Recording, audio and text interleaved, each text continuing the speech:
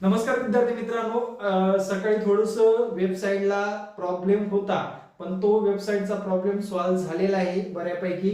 गडबड करू नका मित्रांनो. बघा, वेबसाईट ओपन करून दाखवतो. 2022 टॅब ओपन केलेला आहे आणि ओपन करून थोडस वेट करा. आणि सारखं सारखं तुम्ही मोबाईलवर ओपन करताय, कम्प्युटरवर ओपन करताय, परत तिकडे मोबाईलवर ओपन करताय, तीच तीच साईट जर वारंवार तुम्ही ओपन करत राहिला तर विद्यार्थी मित्रांनो, तुमची एकीकडले लॉग आउट झाल्याशिवाय दुसरं तुम्हाला ओपन करण्याचा चान्स मिळत नाही. आणि कायम असं करू नका प्लीज. आता बघा, लक्षात घ्या मित्रांनो, 2022 टॅब आलेला आहे.